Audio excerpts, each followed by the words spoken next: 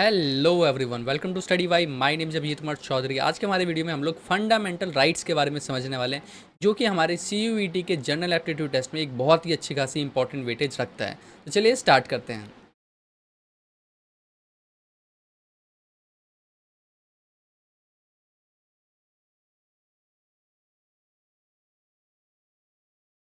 हाँ जी, तो हमारे पास है fundamental rights.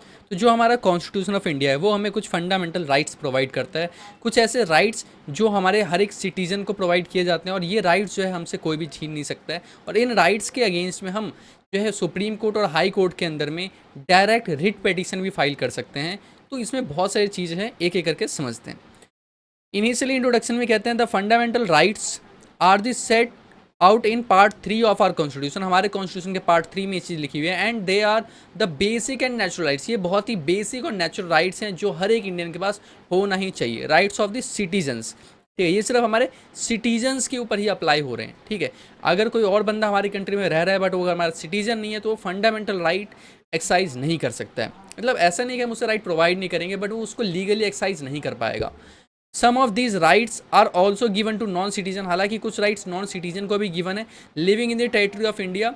These rights can be protected through the court, and any law that violates the fundamental rights can be declare null and void. Article number 13 में ये बात लिखी है। अब ये बात क्या कहता है भाई? सबसे पहले कॉन्स्टिट्यूशन ऑफ इंडिया, भारत का संविधान बनाया गया और सरकार को ये जिम्मेदारी दी गई कि आप जो है लॉ बनाओगे, जो कि हमने पिछली क्लास में समझा था कि सेंट्रल गवर्नमेंट कौन कौन से टॉपिक पे लॉ बनाएगा, स्टेट गवर्नमेंट कौन कौन से टॉपिक पे लॉ बनाएगा। प्रॉब्लम यह है कि अगर सेंट्रल गवर्नमेंट और स्टेट गवर्नमेंट ने कोई ऐसा लॉ बनाया जो हमारे फंडामेंटल राइट के ही अगेंस्ट है, तो ऐसे पॉइंट ऑफ टाइम पे वो जो लॉ है वो नल एंड वॉइड हो जाएगा। नल एंड वॉइड का मतलब होता है कि हम उसे बिल्कुल इनवैलिड डिक्लेयर कर देंगे। मतलब उसको पूरे के पूरे जो लॉ है उसको ही हम बिल्कुल ही इनरेलीवेंट डिक्लेयर कर देंगे, जिसका कुछ भी यूज़ नहीं हो सकता है, जिसको लीगली इन्फोर्स नहीं किया जा सकता है। तो एक तरीके से कह सकते हैं भाई हम उस लॉ को उखाड़ के फेंकेंगे, भाई बिल्कुल हटा देंगे, रिमूव कर देंगे। ठीक है, नल एंड वॉइड, जिसकी बिल्कुल मतलब प्रेसेंसी हम लोग हटा देने वाले हैं। This also establish supremacy of the constitution and scope of judicial review. और साथ ही यहाँ पे एक जुडिशियल रिव्यू सिस्टम भी यहाँ पे डाला जा रहा है कि अगर किसी भी सिटीजन को फंडामेंटल राइट एक्सरसाइज करने में किसी भी तरह की कोई इशू होता है तो वो डायरेक्ट सुप्रीम कोर्ट और हाई कोर्ट की हेल्प ले सकते हैं अपने इन राइट्स के प्रोटेक्ट करने के लिए। यहाँ पे जुडिशियल रिव्यू सिस्टम भी आ रहा है। Under the doctrine of severability that proportion of any law which stand against the spirit of fundamental right can be struck down, and if such a portion is vital to the law, it is not severable from the law, the entire law can be struck down। अब देखो दो बात होती है। मानो एक कानून आया है, उस कानून के अंदर में पूरा का पूरा कानून नहीं, बट कानून के अंदर में एक जो हिस्सा है ना वो फंडामेंटल राइट के अगेंस्ट है। तो लॉ कहता है कि अगर एक हिस्सा फंडामेंटल राइट के अगेंस्ट, तो ये जो हिस्सा है ये हिस्सा इनवैलिड डिक्लेयर हो जाएगा, इसको हम हटा देंगे। बट अगर इस हिस्से को हटाया नहीं जा सकता है कानून में से, या अगर ये पूरे कानून का ही सबसे इंपॉर्टेंट हिस्सा है जिसके बिना कानून का कोई मतलब ही नहीं रहेगा, मतलब इसे हम रिमूव नहीं कर सकते, सेपरेट नहीं कर सकते, ऐसे पॉइंट ऑफ टाइम पे हम पूरे के पूरे कानून को ही रिमूव कर देंगे। सिंपल है। आगे कह रहे हैं it is also important to know that the fundamental rights can not be terminated और waived voluntarily by any individual. ऐसा नहीं हो सकता कि भाई हम कॉन्ट्रैक्ट कर ले और अपने फंडामेंटल राइट को वेव कर दे या ट्रांसफर कर दे। That is not possible.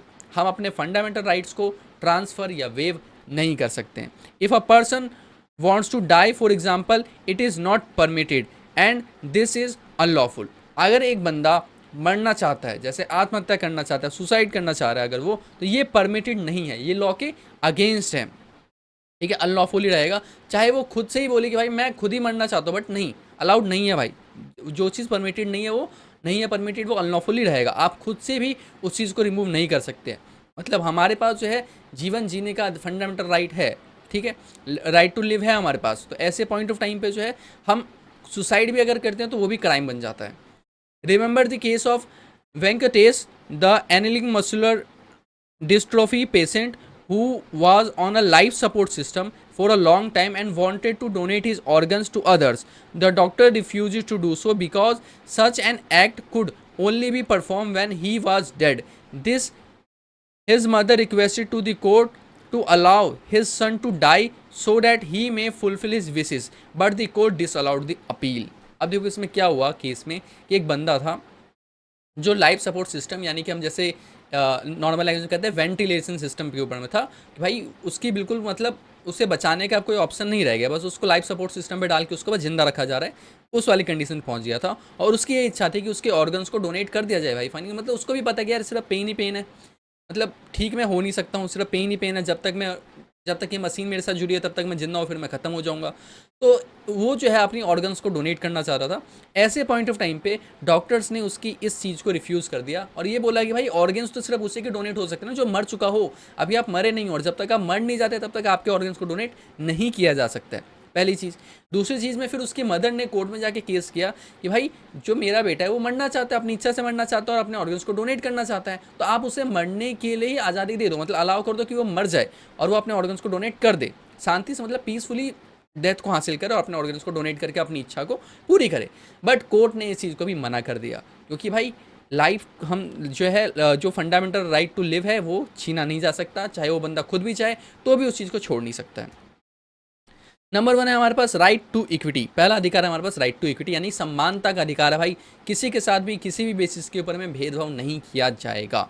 Equality और इक्वल प्रोटेक्शन बिफोर लॉ, कानून के नज़रों में सबके सब क्या है, एक समान है। ये आर्टिकल नंबर 14 में लिखा है। No discrimination on the basis of religion, race, sex, place of birth.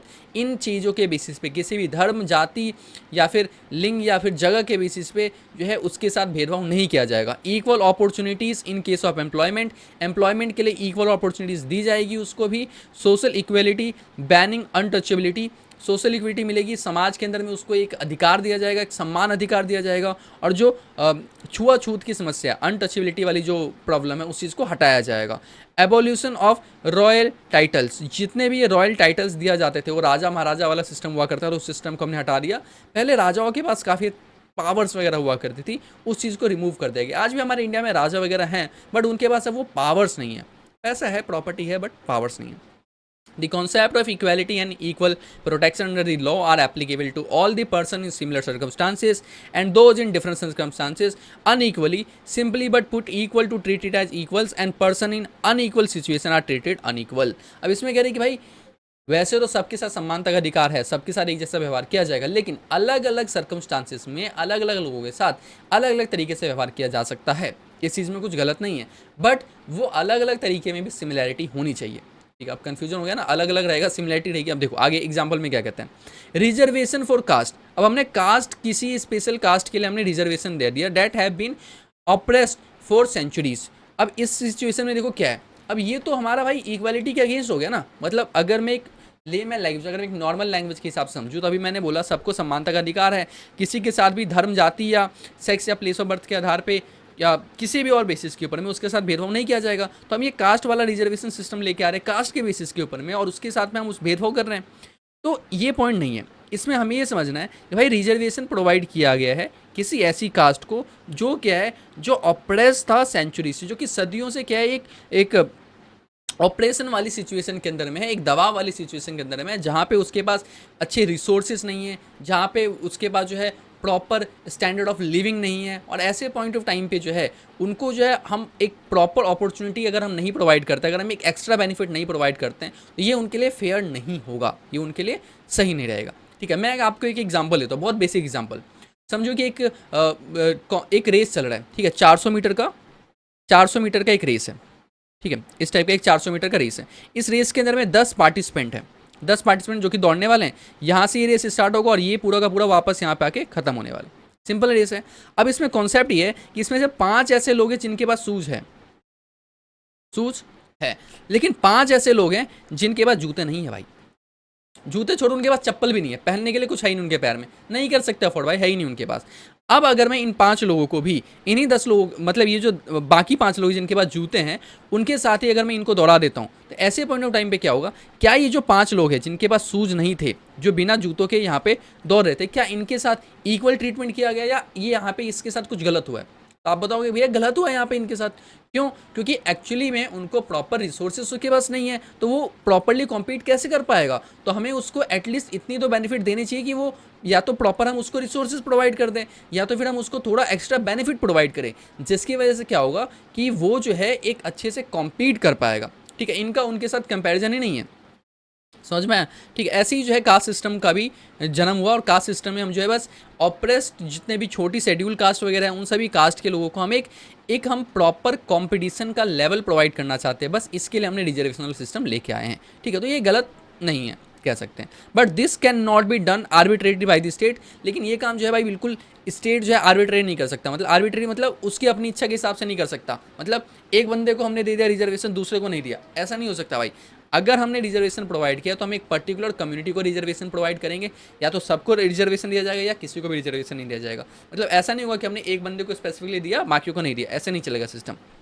ठीक है, जैसे हमने किसी एक पर्टिकुलर फैमिली को रिजर्वेशन दे दिया, भाई आपको रिजर्वेशन प्रोवाइड कर, ऐसे नहीं चलेगा सिस्टम। ठीक है, the concept is similar for example to the concept of difference treatment between non criminal और अ क्रिमिनल। दो अलग अलग लोग हैं, एक क्रिमिनल है और एक नॉन क्रिमिनल है, तो क्या दोनों के साथ सेम ट्रीटमेंट करना चाहिए? It is important to note that applicability of every law need to be not same, and that there can be distinction between the district should be reasonable and should not be based on the circumstances, uh, based on the classification of religion, race, sex और place of birth. अब यहाँ पे हमने बोला कि भाई दो तरह के लोग हैं, एक जो है वो क्रिमिनल है, पक्का क्रिमिनल है, उसके ऊपर बहुत सारे केसेस चल रहे हैं, कई बार जेल जा चुके हैं, वो पक्का क्रिमिनल ही है। बट एक ऐसा बंदा है जो कि ये नॉन क्रिमिनल है, जो कि नॉर्मली क्राइम नहीं करता, बट उससे एक क्राइम हो गया है। ठीक है, गलती से हो गया या ऐसा सर्कमस्टांसेस आ गया जिसमें उसको क्राइम करना पड़ा, ऐसे पॉइंट ऑफ टाइम पे जो है क्या हम दोनों के साथ सेम ट्रीटमेंट करेंगे? अगर हम दोनों के साथ सेम ट्रीटमेंट करेंगे तो क्या ये राइट टू इक्वलिटी रहेगा? नहीं रहेगा, क्योंकि एक जो क्रिमिनल है और एक जो नॉन क्रिमिनल है, हम दोनों के साथ सेम ट्रीटमेंट नहीं कर सकते हैं। तो लॉ जो है वह एक्स्ट्रा बेनिफिट प्रोवाइड कर सकता है नॉन क्रिमिनल को और एक्स्ट्रा हार्श हो सकता है क्रिमिनल्स के साथ। ठीक है, जैसे आपने कॉन्सेप्ट सुना होगा कि भाई अगर किसी का मर्डर कर दिया जाए तो नॉर्मली उसको फांसी या उम्र कैद की सज़ा होती है, बट अगर सेल्फ डिफेंस में मर्डर किया गया हो तो ऐसे पॉइंट ऑफ टाइम पे भी क्या हम उसे फांसी की सज़ा दे देंगे? क्या हम उसे लाइफ टाइम इम्प्रिजमेंट की सज़ा दे देंगे? नहीं दिया जाएगा। क्यों? क्योंकि उसने सेल्फ डिफेंस में उसका मर्डर किया है। तो क्या इसमें डिफरेंस क्या है? इसमें डिफरेंस है सर्कमस्टांसिस का। अलग अलग सर्कमस्टांसिस में अलग अलग लोगों के साथ अलग अलग ट्रीटमेंट किया जा सकता है। ठीक है, आई होप आप लोगों को समझ में आ गया होगा भाई। However, in some of the cases, these categories can further be relaxed as we done in article number 15, which affirmation to a woman. Also, any legislation which give power to executive to select cases for specific treatment without indicating the policy for the same or arbitrary action discrimination can be declared void। तो अगर हमने ऐसा कोई कानून बनाया जिसके अंदर में हम पावर प्रोवाइड कर रहे हैं किसी भी गवर्नमेंट को या स्टेट को कि भाई आप कोई भी लॉ बनाओ जिसके बेसिस पर आप डिस्क्रिमिनेशन कर सकते हो, और हमने उनको कोई लॉजिक नहीं बताया कि भाई बिना किसी लॉजिक के आप ऐसे डिस्क्रिमिनेशन भेदभाव कर सकते हो, तो वो चीज़ अलाउड नहीं होगा, वो लॉ ही क्या हो जाएगा, अपने आप में इनवैलिड हो जाएगा। ठीक है,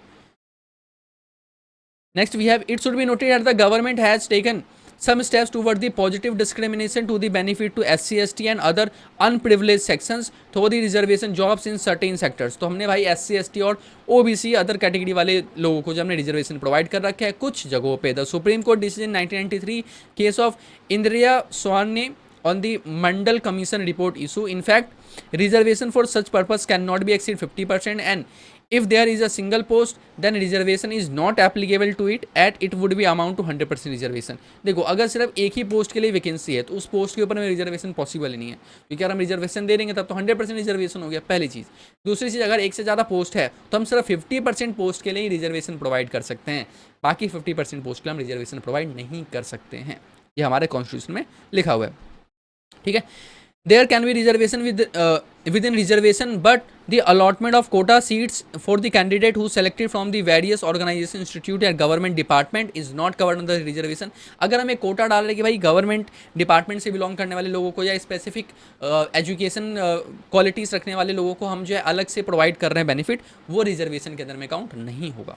ठीक है, article number 16 is the extension of article number 14 does the non arbitrary part of the concept is equality, such as relaxation in the minimum marks eligibility to be granted by an employer for the SC/ST category, but such an relaxation cannot be arbitrary, rather it should be consistent with the eligibility criteria। अब इसमें देखो समझने वाली बात है, हमने बोला यार अगर किसी जॉब को करने के लिए अगर 60% मार्क्स मिनिमम चाहिए, तो हम अगर हम 60% मार्क्स जो है डिमांड करें तो ऐसे पॉइंट में SC, ST के लिए जो है हम इससे कम मार्क्स भी हम यहाँ पे रख सकते हैं, एलिजिबिलिटी कैटेगरी को हम रिड्यूस कर सकते हैं। बट उस पॉइंट ऑफ टाइम पे हमें ये भी समझना पड़ेगा कि एम्प्लॉयर का क्या मोटिव है भाई, वो उस बंदे से करवाना क्या चाहता है। अगर वो उससे कोई हाई लेवल का काम करवाना चाहता है और उस पॉइंट पर भी अगर हमने रिजर्वेशन प्रोवाइड कर दिया तो भाई दिक्कत हो जाएगा, पूरा ब्लंडर हो जाएगा, जो मेन मोटिव था वो मोटिव भी कभी अचीव नहीं हो पाएगा।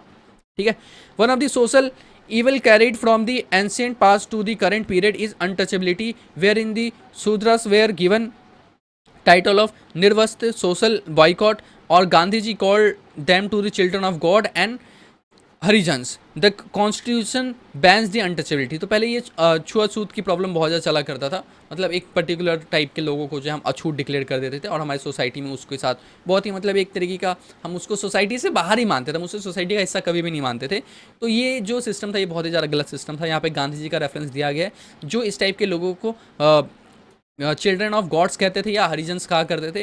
तो ये अनटचेबिलिटी वाली जो थी प्रॉब्लम, इस चीज़ को भी कॉन्स्टिट्यूशन ने रिमूव कर दिया। The title earn on the basis of merit such as academic, military, state award are permitted but not inherited titles. अगर हम किसी को भाई किसी हम एकेडमिक के बेसिस पे या अगर हम किसी दूसरे अवार्ड के बेसिस पे या मिलिट्री अवार्ड्स के बेसिस पे अगर हम उसको जो एक स्पेशल एक बेनिफिट प्रोवाइड कर रहे हैं तो ये रिजर्वेशन में काउंट नहीं होगा, होना भी नहीं चाहिए भाई। मतलब ये तो कॉमन सी बात है। जैसे मान लो एक जॉब है, उस जॉब के लिए अलग अलग टाइप के हमें लोगों की रिक्वायरमेंट, अब हमने यहाँ पे ग्रेजुएशन वाले लोगों की रखी है, 12th वाले लोगों की रखी है और 10th वाले लोगों की रखी है। तो अब यहाँ पे जो ग्रेजुएशन वाला है उसको हम ज़्यादा सैलरी दे रहे हैं, 12th वालों को कम दे रहे हैं, 10th वालों को हम कम दे रहे हैं। तो यहाँ पे ये नहीं बोल सकते भाई भेदभाव किया जा रहा है, यहाँ पे ग्रेजुएशन वाले को हम एक्स्ट्रा बेनिफिट दे रहे हैं। नहीं ब्रदर, ये रिजर्वेशन नहीं है। हम हाँ बेनिफिट दे रहे हैं बट एकेडमिक्स की बेसिस पे दे रहे हैं ना, आप भी ग्रेजुएट हो जो आपको भी मिलेगी भाई, तो ये रिजर्वेशन में काउंट नहीं होगा। ठीक है, समझ में आ गया आप लोगों को। Next we have right to freedom. भाई हमें फ्रीडम का अधिकार है। 6 स्कोर फ्रीडम्स हमारे पास है। पहला है फ्रीडम ऑफ स्पीच और एक्सप्रेशन। हमारे पास फ्रीडम ऑफ स्पीच एक्सप्रेशन, हम कुछ भी बोल सकते हैं, अपनी भाव को प्रकट कर सकते हैं। बट भाई मर्यादा का ध्यान रखें, अगर आप सोसाइटी में जाके कुछ भी ऐसे अपनी भावनाएं प्रकट कर दोगे तो भाई पिटाई भी हो सकती है। उस टाइम ये मत बोलना कि भैया आपने बोला था आप प्रकट कर सकते हैं, बोल सकते हो भाई, बट सोसाइटी का ध्यान रख के बोलना। आजकल वैसे हमारे इंडिया में बोलना बहुत ज़्यादा गलत माना जाता है भाई। खैर, राइट टू फ्रीडम तो है, right to freedom of speech. Next है फ्रीडम ऑफ फ्री एसेसिबिलिटी। हम जो है एसोसिएशन बना सकते हैं, हम एक जगह पे इकट्ठा हो सकते हैं, गैदरिंग करने का हमें अधिकार है। ठीक है, मतलब ऐसे मीटिंग वगैरह बुलाने का अधिकार है। राइट ऑफ एसोसिएशन, हम अपना खुद का संगठन बना सकते हैं। राइट ऑफ मूवमेंट, एक हम अपना अभियान चला सकते हैं, आंदोलन टाइप चला सकते हैं। राइट ऑफ सेटलमेंट, सेटलमेंट करने का हमारे पास राइट है। और right of profession, occupation and trade and business, ये करने का भी हमारे पास राइट है। And right to hold, acquire, dispose property. This last freedom was omitted through the 44th Amendment to the Constitution 1780। ठीक है, अब देखो क्या हुआ। पहले तो उन्होंने बोला भाई आपके पास बोलने का अधिकार है, right to speech, right to expression, उस सोच को प्रकट करने का अधिकार है। आप लोगों की गैदरिंग बुला सकते हैं, असेंबली का अधिकार है। आप लोगों का ग्रुप बना सकते हैं, एसोसिएशन का अधिकार है। आप जो है एक अभियान चला सकते हैं, आपको मूवमेंट का अधिकार है। आप एक जगह से दूसरी जगह जा सकते हैं, आपको अगेन मूवमेंट का अधिकार है। आप सेटलमेंट करने का आपके पास अधिकार है। और आपको अपना बिजनेस चूज़ करने का भी अधिकार है कि आप क्या बिजनेस करना चाहते हो, क्या नहीं करना चाहते हो। कोई भी आपके ऊपर में ट्रेड या बिजनेस करने के ऊपर में रुकावट नहीं लगा सकता। ट्रेड या ऑक्यूपेशन जॉब करने के ऊपर कोई रुकावट नहीं लगा सकता कि भाई ये काम नहीं कर सकते, उस चीज़ के ऊपर रुकावट नहीं लगाया जा सकता है। ठीक है, अब कुछ लीगल चीज़ें होती है, ठीक है, उस चीज़ को भी ध्यान रखना है। अब मैं इलीगल काम करने के लिए स्पीच दे रहा हूँ, भाषण दे रहा हूँ, वो इलीगल ही रहेगा। उस टाइम पे मैं ये नहीं बोलूँगा कि भाई मेरा फ्रीडम ऑफ राइट है कि मैं यहाँ पे इलीगल बातें बोलूँ। नहीं, इलीगल बातें बोलना फ्रीडम ऑफ राइट नहीं आता है। ठीक है, फ्रीडम ऑफ राइट का मामला आप ये बातें नहीं बोल सकते हो। खैर ठीक है, आगे आप लोग समझ गए मेरी भावनाओं को।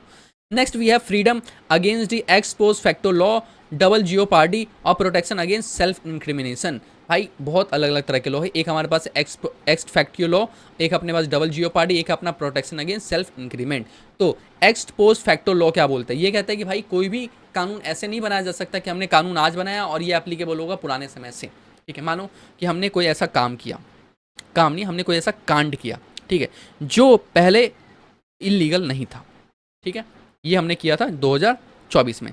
सरकार 2025 में एक कानून लेके आया, जिस कानून में लिखा हुआ था कि भाई वो जो एक्टिविटी है जो हमने कांड किया था वो कांड अब से इलीगल हो जाएगा, अब से इलीगल है। और वो अब से इलीगल नहीं है, वो 2024 से इलीगल है। यानी अगर 2024 में भी किसी ने ये वाला कांड किया होगा जो कि अब 2025 में जाके हमने इलीगल बनाया, उसके लिए भी हम अभी उसके ऊपर में केस कर सकते हैं। तो ये गलत हो जाएगा, ऐसा करना एप्लीकेबल नहीं, ऐसा करना अलाउड नहीं है भाई। हम रेट्रोस्पेक्टिव जो है लॉ नहीं बना सकते। कुछ चीज़ों के लिए बना सकते हैं, अगेन इसमें भी कुछ बहुत सारी, इसके अंदर भी बहुत सारे वो आ गए हैं, एक्सेप्शंस आ गए, बट हाँ नॉर्मली नहीं बनाया जा सकता। डबल जियोपार्डी भाई एक ही टॉपिक के ऊपर में बार बार हमारे ऊपर केस नहीं किया जा सकता भाई, इस चीज़ का भी हमारे पास क्या अधिकार है। और हम अपने आप को नुकसान नहीं पहुंचा सकते हैं, इस चीज़ का भी हमारा अधिकार है ना। बहुत अजीब बात है ना, हम अपने आप को नुकसान नहीं पहुंचा सकते। वियर्ड, ठीक है भाई, नहीं पहुंचा सकते, पहुंचाना भी नहीं चाहिए। भाई क्या सेंस है अपने आप को मतलब मारने पीटने का? मारने का तो दूसरों को जाके नहीं, लड़ाई नहीं करनी चाहिए। देन है freedom of life and personal liberty. भाई हमें जो है फ्रीडम ऑफ लाइफ है, पर्सनल लिबर्टी है भाई, हमें जीवन जीने का अधिकार है, हमें कहीं भी घूमने फिरने का अधिकार है भाई, हमें लिबर्टी का अधिकार है, कोई भी हमें रोक नहीं सकता, कोई भी हमें टोक नहीं सकता, कोई भी हमारे साथ किसी भी तरह का मारपीट टाइप नहीं कर सकता भाई, मतलब है पूरा अगेन है। देन है फ्रीडम अगेंस्ट अरेस्ट और डिटेंशन इन सिलेक्टिव केसेस। भाई हमें अरेस्ट नहीं किया जा सकता, ठीक है, मतलब आप बोलो भैया अरेस्ट नहीं कर सकते, हम जाके क्राइम कर देगा, नहीं। जब तक आपके खिलाफ कोई पर्टिकुलर एक एविडेंस ना हो आपके ऊपर, जब तक कोई एक पर्टिकुलर केस दर्ज ना हो, एक पर्टिकुलर ऑर्डर आपके अगेंस्ट में वारंट ना इशू किया हो, तब तक आपको अरेस्ट नहीं किया जा सकता है, ठीक है। ये बोला जा रहा है कि भाई अरेस्ट नहीं किया जा सकता और डिटेंशन नहीं किया जा सकता। ऐसा नहीं कि भाई बिना कुछ केस बने पुलिस वाले ने आपको पकड़ लिया, जेल के अंदर में डाल दिया भाई, वहाँ पे बंद करके रातों रात पीटे जा रहे, फिर सुबह छोड़ दिया, वजह तेरे ऊपर कोई केस नहीं है।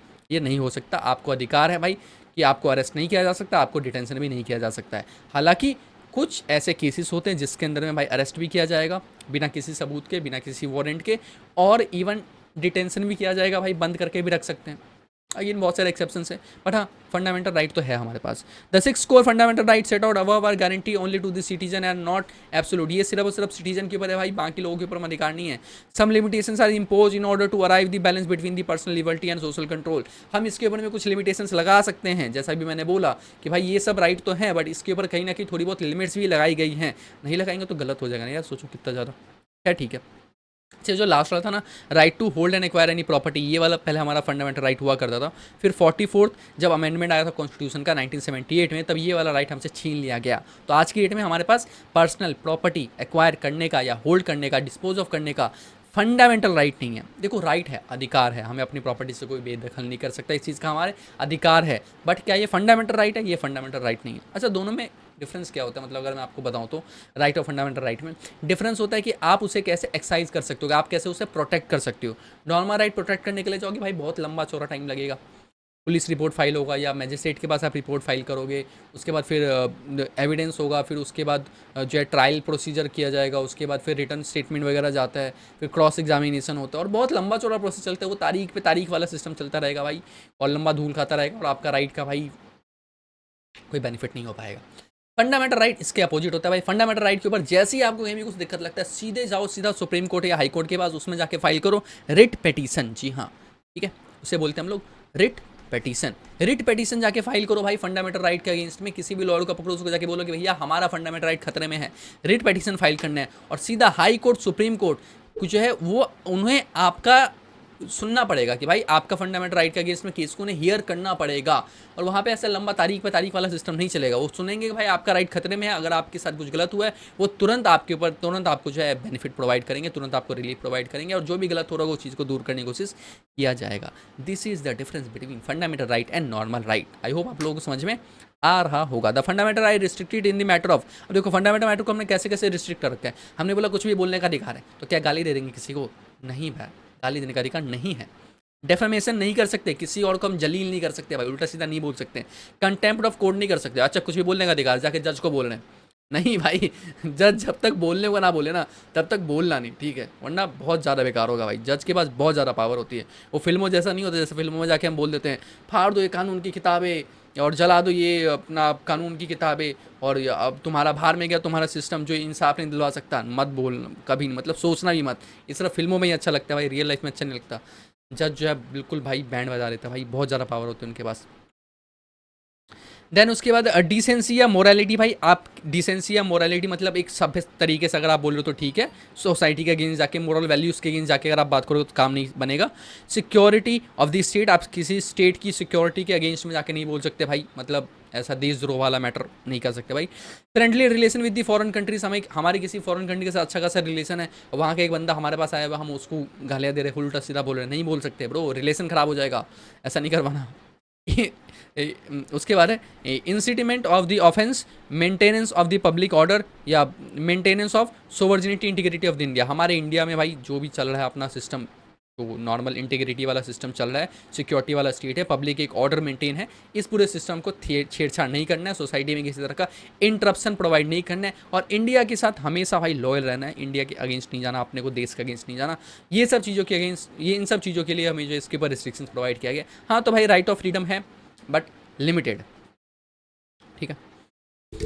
चलो भाई The ban on the slaughter of the bulls below 16 years of the age can be considered as reasonable, but a blanket ban on the bull slaughter is unreasonable. The government cannot reject any lower bid in case of the tender of the government project in favor of the higher bids arbitrarily. If done so, proper reason should be given. देखो अब इसमें कह रही कि भाई हम कुछ तरीके की लिमिट्स लेके कुछ हम लिमिट्स लगा सकते हैं, और उस लिमिट्स के अगर पीछे कुछ लॉजिक है तो वो लॉजिक के हिसाब से वो वैलिड रहेगा हमेशा। It is important to note that press and media also refer at the fourth state, जो चौथा स्तंभ माना जाता है प्रेस एंड मीडिया को, in India enjoy the freedom under the article 91A। censorship of this process can be evoked under the article number 19(2) of the constitution. All the people living within India are protected against the operation of ex facto criminal legislation, जो हम लोगों ने अभी समझ लिया था भाई, ये वही चीज़ रिपीट कर रहा है। फर्दर नो पर्सन में be prosecuted punished for the same offence for more than 1 year. हमने समझा भाई एक ही टॉपिक के ऊपर में बार बार केस नहीं किया जा सकता। Freedom of life and liberty है हमारे पास, ये चीज़ हमने समझ लिया। बहुत बढ़िया भाई, एक बार इसको पढ़ लेना, जो हमने समझा वही चीज़ है, रिपीट हो रहा है बस। It may also be noted that the procedure establish by the law use in article number 21 give the judiciary scope to crack down all the rules and unreasonable unfair unjustified therefore invalid the phrase if read within article 39A and 22 has a wide scope and inclusion of implication of free legal aid to the poor prisoner given prisoners a fair chance of leading a normal life. If the jail authority arbitrarily deny or despite the detainee of the opportunity seek or talk of the interview of the lawyer, such an action would be invalid. तो इसमें बोला जा रहा है कि भाई हम जो है प्रोसीजर स्टैब्लिश करके हम कुछ जो है प्रोसीजर्स डाल सकते हैं, कुछ रिस्ट्रिक्शन प्रोवाइड कर सकते हैं, कुछ बेनिफिट भी दे सकते हैं, बट अगेन वो सब कुछ क्या होना चाहिए भाई, लॉजिकल होना चाहिए। अगर कुछ भी इसमें से अनरीजनेबल है, अनफेयर है, अनजस्टिफाइड है, तो उस चीज़ को इनवैलिड मान लिया जाएगा। ठीक है। It may also be noted the procedure establish by the, अच्छा ये तो हो गया भाई। राइट टू फ्रीडम, हमारे पास फ्रीडम ऑफ रिलीजन, हमें किसी भी धर्म को अपनाने का, मानने का या उसकी पूजा करने का, उसके साथ चलने का हमें क्या अपने को अधिकार है भाई, full freedom of freedom, fundamental right है बल्कि। तो freedom of conscious and free प्रोसेसन, freedom of conscience and free profession, freedom to manage religious affairs and freedom to payment of taxes for the promotion of particular religion। तो ये सब कुछ करने का हमें अधिकार है। Freedom as to attendance of religious instruction in certain educational institution, इस चीज़ का भी हमें अधिकार हो जाता है भाई कि आप एजुकेशन इंस्टीट्यूशन के अंदर में भी अपना रिलीजियस कल्चर को फॉलो कर सकते हो। सरकारी स्कूल में वो होता है ना, सुबह सुबह जो प्रेयर करवाई जाती है, हमको मन की शक्ति देना, और भी दूसरे जिसके अंदर में ओम भूर्भुवः स्वः वगैरह भी करवाते हैं। अब ये सब कुछ है। अब इसमें देखो बोला जा सकता है ना कि भाई कि गवर्नमेंट स्कूल्स के अंदर या नॉर्मली सभी स्कूल्स के अंदर है भाई, तो मुस्लिम स्टूडेंट्स भी तो पढ़ते हैं ना, तो सिर्फ हिंदू धर्म वाला क्यों करवाया जा रहा है? तो ऐसा नहीं है, मतलब हमें करने का क्या है, फ्रीडम है, राइट है भाई, करवाया जा सकता है, तो कोई इसमें दिक्कत वाली बात नहीं।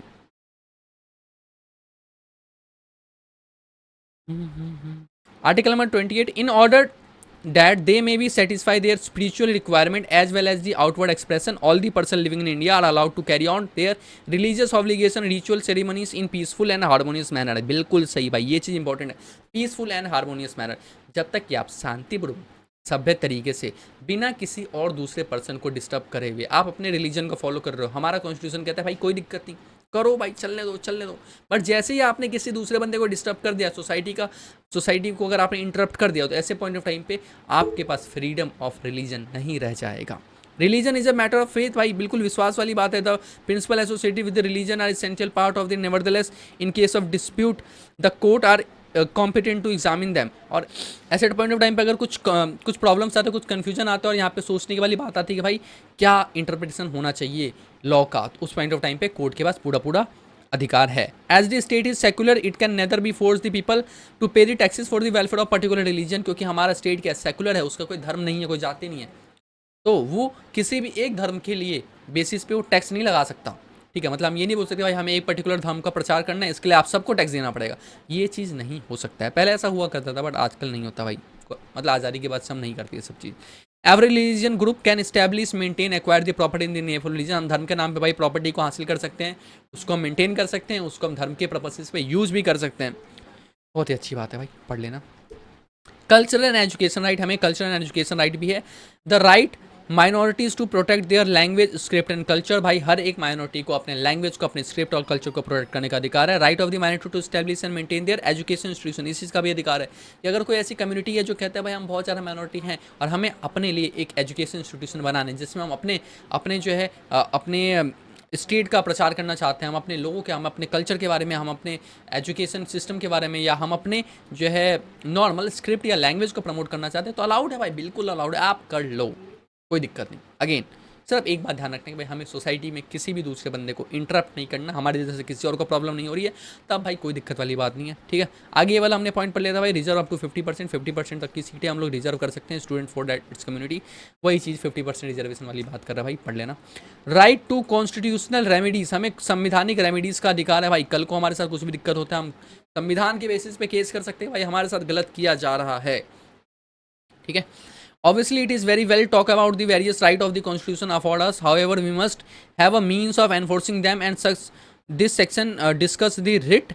अब यहाँ पे देखो वो रिट्स आ गए, जो मैं रिट्स की बात करता ना, हम रिट एप्लीकेशन फाइल कर सकते हैं सुप्रीम कोर्ट हाई कोर्ट के अंदर में। हैवियस कॉर्पस रिट होता है भाई, मैंडमस रिट होता है, प्रोहिबिशनरी रिट होता है, सेरिसरी का रिट होता है, क्यू वारंटो का रिट होता है, एनफोर्समेंट ऑफ फंडामेंटल राइट, ये पार्ट 3 ऑफ द कॉन्स्टिट्यूशन में आता है। इन सभी रिट को हम लोग फाइल कर सकें। इनके नाम याद रखना भाई, हेवियस कॉर्पस, हेवियस कॉर्पस मतलब होता है हैव दी बॉडी। अगर कोई बंदा जो कि गायब है, लापता है, और हमें ऐसा शक है कि भाई पुलिस वालों ने पक्का इस बंदे को कहीं ना कहीं छुपा रखा है, मार पीट रहे हैं, गायब करके रखा है सोसाइटी से, ऐसे पॉइंट ऑफ टाइम पे अगर हम पुलिस डिपार्टमेंट में जाके केस फाइल करेंगे तो क्या लगता है वो ढूंढ के देंगे? नहीं देंगे भाई, ऑब्वियस सी बात है, उन्होंने छुपा के रखा है, वो क्यों ढूंढ के देंगे? वो खुद ही मतलब उसको डिटेन कर रखे, कैसे छोड़ेंगे वो? ऐसे पॉइंट ऑफ टाइम पे आपको क्या करना है, या कोई भी एक ऐसा बंदा जिसको भाई पुलिस वालों ने अरेस्ट कर लिया बिना किसी रीजन के, बिना किसी एफआईआर के, बिना किसी कंडक्ट, और उसको जबरदस्ती डिटेन करके रखा जा रहा है, तो आपको क्या करना है? आपको सीधा सुप्रीम कोर्ट हाई कोर्ट में जाना है और वहाँ पर जाके फाइल करना है writ of habeas corpus. Habeas corpus का रिट फाइल करो, इसका मतलब होता है हैव दी बॉडी। और कोर्ट क्या करेगा भाई, 24 घंटे का ऑर्डर देगा डिपार्टमेंट वालों को, भाई 24 घंटे के अंदर में ये बंदा जहाँ कहीं भी है, उसको जिस कंडीशन में है उसी कंडीशन में सीधे सीधे लेके कोर्ट के अंदर आओ 24 घंटे के अंदर में, और डिपार्टमेंट को लाना ही पड़ेगा, मना नहीं कर सकता भाई। तो अब वो जहाँ भी होगा, जिस भी कंडीशन में होगा, डिपार्टमेंट वालों को लाना ही पड़ेगा, ठीक है। उसका फिर वो ला के बता सकते हैं भाई मेरे साथ क्या क्या गलत हुआ है, तो ठीक है, we can enforce our fundamental right through writ. ऐसे ही हमारे पास है रिट ऑफ मैंडमस, प्रोहिबिशनरी और सेरिसरी, क्यू वारंटो, ये सब हमारे पास अलग अलग रिट आ जाते हैं भाई, जो कि हम फंडामेंटल राइट को एक्सरसाइज करने के लिए कर सकते हैं। पार्ट नंबर 3 के अंदर में लिखा हुआ है, ठीक है। The term prerogative writs come from the English word since these writs originated at the part of the king's questionable authority and superintendence to ensure the observation of the rules by the king's officer and tribunal. तो ये भाई जो ये इस word हमने उठाया English law से उठाया, जिसके अंदर में हम राजा के अधिकारों की बात करते हैं, हम उसके पावर्स की बात करते हैं, हम उससे पूछते हैं कि भाई क्या तुम अपने अधिकारों का सही ढंग से इस्तेमाल कर रहे हो, इसके लिए ये वर्ड यूज़ किया जाता था रिट, जिसको हमने यहाँ पे यूज़ किया। Doctor B R Ambedkar call these writs very soul to the constitution, इसे भाई संविधान का आत्मा बोला गया है भाई, इसके बिना कैसे चलेगा। So these propagative writs, the judiciary can declare any arbitrary action or law of the executive or legislative null and void if this such action of the law goes against the spirit of the fundamental right। अगर कोई भी कानून fundamental right के against है तो भाई आप writ file करो और उस कानून को हटा दिया जाएगा, या कानून के उस पार्ट को हटा दिया जाएगा जो हमारा फंडामेंटल राइट के अगेंस्ट है, ठीक है। अब यहाँ पे देखो हैवियस कॉर्पस के बारे में बताया जा रहा है, literally means to have the body, have the body के बारे में बात कर रहे थे जो अभी हमने समझा। मैंडमस के बारे में बात किया जा रहा है, it literally means we command, इसमें हम ऑर्डर दे सकते हैं भाई। It suggest against the person who despite having a legal right और fails to perform his duties. अब मैं एक बंदे के पास गया और मान लो गवर्नमेंट ऑफिसर है, मुझे उससे कोई डॉक्यूमेंट बनवाना था, ज़्यादातर हम यही एग्जांपल ले सकते हैं, मुझे उससे कोई डॉक्यूमेंट बनवाना था, मैंने जाकर उसको सारे डॉक्यूमेंट दे दिए, मैंने बोला भाई ये मेरा फॉर्म है, प्लीज़ इसको एक्सेप्ट करो और मुझे मेरा जो है ये काम कर दो, ये मेरा सर्टिफिकेट मेरे को प्रोवाइड कर दो। और वो बंदा अब काम करने को राजी नहीं है भाई, 1 महीना हो गया, कह रहा भाई कल आना, परसों आना, 1 वीक आना, 2 वीक बाद आना, अरे घुमाया जा रहा है, हमें क्या करना है, हमें घूमना नहीं है, हमें घूमना नहीं है, हमें क्या करना है, हमें रिट ऑफ मैंडमस फाइल करना है, और हमें उसको बोलना है कि भाई ये तेरा काम है ना, करना पड़ेगा, सॉरी थोड़ी रिस्पेक्ट के साथ, ये महोदय आपका काम है और इस काम को आपको करना ही पड़ेगा, क्योंकि आपकी ये राइट है, ये आपकी लाइबिलिटी, ये आपकी ड्यूटी है, ये आपकी रिस्पॉन्सिबिलिटी, आपको ये परफॉर्म करना पड़ेगा। अगर आप नहीं करोगे तो हम जाके केस फाइल करेंगे रिट ऑफ मैंडमस। ऐसी है writ of prohibition, the supreme court high court issue a writ to their subordinate inferior courts to check or discontinue such proceeding as not are within their jurisdiction। अब मानो क्या हुआ कि हमने किसी छोटे लेवल के कोर्ट के अंदर में, डिस्ट्रिक्ट कोर्ट के अंदर में, या उससे भी ज़्यादा छोटे लेवल के मेट्रोपॉलिटन कोर्ट वगैरह के अंदर में जाके हमने केस फाइल कर दिया, या हमारे अगेंस्ट किसी ने केस फाइल कर दिया और वो उस कोर्ट के दायरे में ही नहीं आता, ठीक है, उसके दायरे के क्या है, बाहर।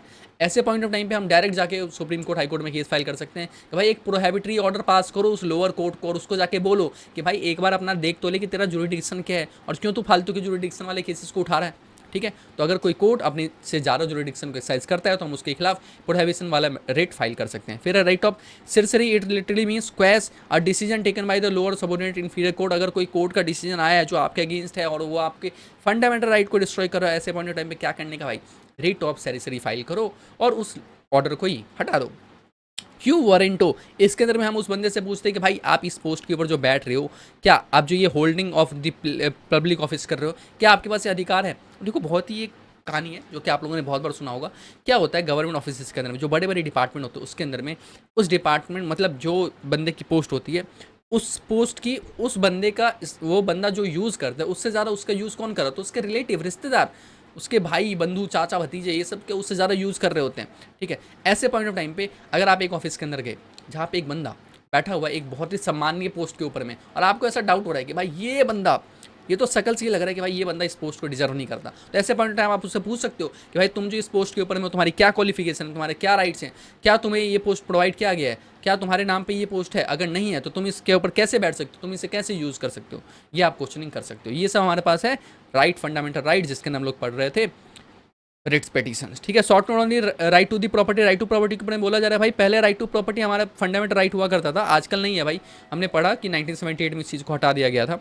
Short note only right to privacy, right to privacy भी है, बट राइट टू प्राइवेसी है कुछ हद तक जो है इसके ऊपर भी कंट्रोल किया जाता है। अगर गवर्नमेंट को, अगर स्टेट को लगता है कि भाई कुछ भी अगर हम अगेंस्ट दी सॉवर्जिनिटी या इंटीग्रिटी ऑफ इंडिया कर रहे हैं, तो ऐसे पॉइंट ऑफ टाइम पे राइट टू प्राइवेसी को हटाया भी जा सकता है। आर्टिकल नंबर 370 को स्क्रैप कर देगा भाई, जम्मू कश्मीर को जो स्पेशल स्टेटस हमने प्रोवाइड किया था उस चीज़ को हमने रिमूव कर दिया। वेरी वेरी इंपॉर्टेंट पॉइंट, सुनो ध्यान से। आर्टिकल नंबर 370 पूरा का पूरा एबॉलिश नहीं हुआ है। इसके अंदर में ना कुछ पार्ट थे, जैसे मान लो इसके अंदर पार्ट 1, पार्ट 2, पार्ट 3, पार्ट 4, जैसे हम बोलते नहीं है ABCD, ऐसे अलग अलग इसके पार्ट्स थे। इसके अंदर में वो पार्ट्स जिन पार्ट्स के अंदर में जो है जम्मू एंड कश्मीर को स्पेशल स्टेटस प्रोवाइड किया था, हमने सिर्फ वही वाले पार्ट्स को रिमूव किया है, बाकी पार्ट्स को रिमूव नहीं किया। 370 अभी भी एग्जिस्ट करता है भाई, बिल्कुल है, हमने रिमूव नहीं किया, बट हमने उसके वो इंपॉर्टेंट पार्ट्स को रिमूव कर दिया जिसके जरिए जम्मू एंड कश्मीर को स्पेशल राइट प्रोवाइड किया जाता था। और इसके बाद हमने जम्मू एंड कश्मीर को अलग अलग कर दिया, मतलब उसका जो लैंड मास था उसको हमने अलग अलग कर दिया और दो यूनियन टेरिटरी बनाया। एक का नाम दिया गया लद्दाख, दूसरे का नाम दिया गया Jammu and Kashmir. Jammu and Kashmir with legislation रखा गया, जहाँ पे अभी भी चुनाव होता है, इलेक्शन होता है और वहाँ पे पार्टी चुनी जाती है। लद्दाख को जो है विदाउट लेजिस्लेशन रखा गया, जहाँ पे प्रेसिडेंट ऑफ इंडिया और कह सकते हैं हम सेंट्रल गवर्नमेंट का ही कंट्रोल रहता है। ठीक है, this is our article number 370। एक बार पढ़ लेना भाई, इसके अंदर वो सारी चीज़ें लिखी है भाई, कैसे कैसे हुआ था पूरा सिस्टम। ठीक है, Jammu and Kashmir reorganisation act, ये 2019 में ये एक्ट पास किया था पार्लियामेंट के अंदर में। It contains the provision to the constitution of India administrative state of Jammu and Kashmir apart from the larger region of Kashmir which has been subjected dispute among the India and Pakistan and China since 1907 into the two Indian administrated union territories, one called Jammu and Kashmir and other called Ladakh। तो हमने इसको दो अलग अलग हिस्सों में बांट दिया, जम्मू एंड कश्मीर अलग, लद्दाख अलग। ठीक है, अब ये बिल की डेट वगैरह बताया जा रहा है भाई, डेट वगैरह पढ़ लेना, अच्छे ध्यान से पढ़ लेना, इंपॉर्टेंट है डेट्स। ठीक है, याद करने मतलब समझाने वाला कुछ नहीं, इसलिए मैं बता नहीं रहा।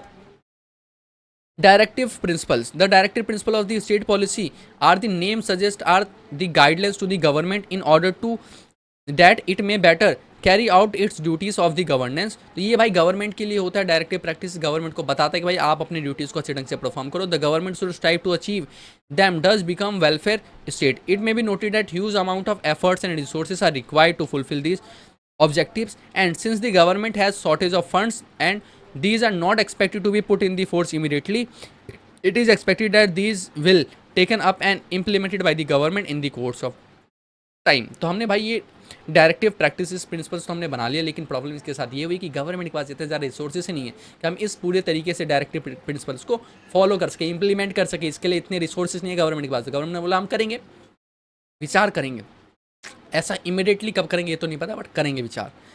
DSPs are categorized into the ideological policies, orientation and central rights of the citizens which cannot be challenged in the court. The ambit of the DP runs from the article number 36 to 51 part 4 of the Constitution of India. Some of the noted principles are stated down. DPs are ideologies of the government securing a social order of the social, economic and political judges along the minimizing inequalities, striving toward the equitable distribution of pattern of resources का equitable distribution होता है, securing the decent living standard of living को हमें decent रखना है, मतलब maintain करना है minimum.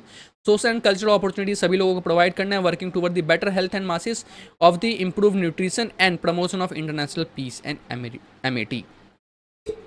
DSP policy as orientation of the government, तो इसमें कहते हैं भाई डेवलपमेंट ऑफ विलेजेस, पंचायत उसको लिए सेल्फ गवर्नमेंट वाला सिस्टम लाना है, डेवलपमेंट ऑफ कॉटेज इंडस्ट्री है, सिक्योरिंग और यूनिफॉर्म सिविल कोड लाना है, उसके बाद providing a free compulsory primary education provide करना है, protection of the weaker section of against exploitation, उनको बचाना है भाई वो, और उसके बाद working towards the modernisation of agriculture sector, इसको भी हमें करना है भाई, एग्रीकल्चर सेक्टर में मॉडर्नाइजेशन लाना है, protecting and maintaining the historical sites, उससे हमें हिस्टोरिकल साइट्स को हमें बचाना है, separating the judiciary from executives को जुडिशरी से अलग करना, एग्जीक्यूटिव यानी कि अपना police department law and order जो मेंटेन करते हैं, जुडिशरी अपने जस्टिस सिस्टम, इन दोनों को अलग अलग करना है। DSP DPS and non judicial rights के अंदर हम लोग बात करते हैं, provide equal means to the livelihood, equal pay to the equal worker, सबको भाई इक्वल सैलरी मिलनी चाहिए, मतलब एक जैसे सैलरी मिलनी चाहिए, मिनिमम सैलरी मिलनी चाहिए, ऐसा कुछ। Providing equal opportunity to justice and legal aid, सबको एक जैसा अधिकार मिलना चाहिए भाई। Work and government assistance, unemployment, illness और ओल्ड एज, इन सबके साथ एक जैसा भाई वर्क और गवर्नमेंट असिस्टेंस मिलना चाहिए। प्रोवाइडिंग मैटर्निटी लीव्स हमें प्रोवाइड करना है, participate work in the management, और providing free and compulsory education to the children, ये सब हमारे पास आर्टिकल्स के अंदर गिवन है। ठीक है, अब आते हैं अपने पास fundamental duties, very very important question. Fundamental rights के बारे में तो सब जानते हैं और सब ये चीज़ चाहते भी कि उन्हें फंडामेंटल राइट मिले, बिल्कुल भाई। कभी भी किसी बंदे का साथ गुजरा हो तो सीधा क्या नारा लगाते हैं, भाई हमें फंडामेंटल राइट मिलना चाहिए, बिल्कुल मिलना चाहिए भाई, बिल्कुल मिलेगा गुरु, जरूर मिलेगा। लेकिन ये बताओ, क्या आपको पता है कि आपकी फंडामेंटल ड्यूटीज़ क्या है और क्या आप अपनी फंडामेंटल ड्यूटीज़ को फॉलो करते हो? अगर आप अपनी फंडामेंटल ड्यूटीज़ को ही फॉलो नहीं करते हो तो क्या आपको फंडामेंटल राइट मिलना चाहिए? बिल्कुल मिलना चाहिए भाई, हम करें ना करें मिलना तो चाहिए ना। खैर देखो, हम कहीं ना कहीं स्वार्थी वाली बात है भाई, हम अपने राइट्स के अगेंस्ट तो हमेशा बोलते हैं लेकिन हम अपनी ड्यूटीज़ को हमेशा भूल जाते हैं। खैर इस बार हम लोग नहीं भूलेंगे, हम लोग याद करके रखेंगे, क्योंकि आपके एग्जाम में भाई जनरल एप्टीट्यूड टेस्ट के अंदर में क्वेश्चन पूछा जा सकता है, what are our fundamental duties. ठीक है, देखो क्या क्या ड्यूटी है। पहले अबाइड बाय द कॉन्स्टिट्यूशन, हमें कॉन्स्टिट्यूशन का पालन करना है। ठीक है, अब कॉन्स्टिट्यूशन में सिर्फ फंडामेंटल राइट ही नहीं है ना भाई, कॉन्स्टिट्यूशन में क्या और भी बहुत सारी चीज़ें हैं, तो हमें हर एक चीज़ को क्या करना है, फॉलो करना है, हर एक चीज़ को हमें पालन करना है, हमें रिस्पेक्ट करना है। किसका? इंडियन फ्लैग का रिस्पेक्ट करना है, नेशनल एंथम का रिस्पेक्ट करना है। अब देखो वो है ना, जैसे मूवीज़ चलने से पहले नेशनल एंथम बजाया जाता है, उस टाइम पे ये आया था भाई, लॉ पास किया कि भाई जो नेशनल एंथम जब प्ले होगा तो सब लोग ऐसे खड़े होंगे, तो उस टाइम पे बोला कि भाई ये चीज़ गलत है ना, नेशनल एंथम आप प्ले करो सबको लोग खड़े होंगे, ऐसा क्यों जरूरी है? ऐसा इसलिए जरूरी क्योंकि हमारी फंडामेंटल ड्यूटी है कि हम अपने नेशनल एंथम का, अगर हम यार देखो नेशनल एंथम किसी रिलीजन के साथ नहीं जुड़ा हुआ है ना, और अगर हम अपने इंडियन फ्लैग का अगर हम रिस्पेक्ट नहीं कर सकते, अगर हम अपने इंडियन नेशनल एंथम का रिस्पेक्ट नहीं कर सकते हैं, तो फिर भाई कैसे हम लोग डिमांड करें कि हमारी फंडामेंटल राइट्स हमें मिलने चाहिए? नहीं करना चाहिए demand. Then the cherish and flow of the noble ideas which inspired our national struggle from the freedom they to uphold, मतलब जो हमारे आइडियोलॉजी है, जो हमारे इंस्पिरेशंस हैं, हमारे जो स्ट्रगल से है, जिसके जरिए हमने फ्रीडम को हासिल किया, हमें उस चीज़ को नहीं भूलना चाहिए, हमें अपने मोरल्स, हमारे एथिक्स को नहीं भूलना चाहिए, हमें उसको फॉलो भी करना चाहिए। To uphold and protect the sovereignty integrity of India, हमें अपने इंडिया को प्रोटेक्ट करना है भाई, हमें अपनी इंडिया के साथ कभी भी हमें कोई ऐसा काम नहीं करना जिससे हमारे देश की इंटीग्रिटी या सॉवर्जिनिटी खतरे में पड़े। To defend the country and render national services when upon to do so, हमें अपने कंट्री को बचाना है, हमें अपने कंट्री को प्रोटेक्ट करना है, और अगर हमें नेशनल सर्विसेज के लिए अगर हमें चुना जाता है तो हमें उसमें ज़रूर पार्ट लेना चाहिए। ठीक है, मतलब अगर कभी देश को हमारी जरूरत पड़ जाए और हमें डायरेक्ट बुला ले जाए भाई आ जाओ चलो जंग के लिए जाना है, तो उस टाइम में मना नहीं कर सकते भाई, मैं कैसे जाऊँ लड़ने के लिए, हमारा लड़ने होने का काम नहीं भाई, जाना पड़ेगा, फंडामेंटल ड्यूटी है हमारी ये। To promote harmony and spirit of the common brotherhood amongst all the people of the India, हमें हर एक बंदे के साथ में क्या करना है, भाईचारा वाला रखना है भाई, किसी के साथ भी कुछ गलत नहीं करना। हर एक रिलीजन को हमें जो है, हर एक रिलीजन एंड सेक्टरल डाइवर्सिटी को हमें क्या करना है, हमें उन सबको समझना है, हमें उन सबको जो है मतलब एटलीस्ट हमें उसके अगेंस्ट नहीं जाना भाई, किसी को भी हमें वो नहीं करना, किसी को भी हमें उसके अपने लिवलीहुड के साथ या उसके अपने लाइफस्टाइल के साथ हमें उसको क्या नहीं करना, इंटरफेयर नहीं करने का। ठीक है, वो अपना धर्म मानना अच्छी बात है, हम अपना मानना अच्छी बात है, अपने धर्म को किसी और के ऊपर थोपना नहीं है, उनके धर्म को अपने ऊपर थोपाना नहीं है। ठीक है, दोनों चीज़ें का नहीं करना, अपने अपने धर्म का पालन करो। To value preserve the rich heritage of our composite culture, हमारे कॉम्पोजिट कल्चर भाई, हमारा जो ये विस्तृत कल्चर है, हर जगह जगह मतलब यार कुछ किलोमीटर चलते ही लोग बदल जाते हैं, मतलब खैर लोग ठीक है, लोग बदल जाते हैं, भाषाएं बदल जाती है, कल्चर बदल जाता है, खाना बदल जाता है, पानी बदल जाता है, भाई सब कुछ बदलता जा रहा है, हमें सबका क्या करना है, रिस्पेक्ट करना है। To protect and improve the natural resources, हमारे natural environment, natural resources, forest and rivers को हमें प्रोटेक्ट करना है। नदियों में नहीं फेंकना भाई, कुछ भी कूड़ा वूड़ा नहीं डालना है, क्यों? क्योंकि हमारी फंडामेंटल ड्यूटी है। क्या हम इसको फॉलो करते हैं? ये क्वेश्चन नहीं पूछना चाहिए। To develop and scientific temper humanism and spirit of inquiry and reforms, to safeguard the public property, हमें पब्लिक प्रॉपर्टी को प्रोटेक्ट करना है, और to strive toward the excellence in all sphere of individual collectively activity and so that national constantly rises to the higher level of endeavor and achievements. तो ये सभी हमारे पास क्या भाई, ये हमारे फंडामेंटल ड्यूटीज़ हैं। तो हमें अपने फंडामेंटल राइट्स के साथ साथ हमें अपने फंडामेंटल ड्यूटीज़ के बारे में पता होना चाहिए। तो ये टॉपिक था हमारा fundamental right and fundamental duties का। अगर आपको इसमें से कुछ भी पार्ट समझ में नहीं आया तो आप प्लीज़ हमें कमेंट करके बताओ, आपके डाउट को रिजॉल्व किया जाएगा। एंड अभी तक अगर आप लोगों ने हमारे चैनल को सब्सक्राइब नहीं किया हो तो सब्सक्राइब कर लो स्टडी वाइब को, क्योंकि यहाँ है वाइब स्टडी की।